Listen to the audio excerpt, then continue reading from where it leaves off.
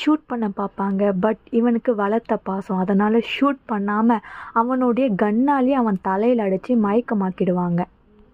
இவனும் சரின்னு சொல்லிட்டு ஹீரோவை பார்க்க போயிடுவான். அந்த இடத்துல ஹீரோயினையும் கன் வச்சு ஃபைட் பண்ணிகிட்ருப்பாங்க.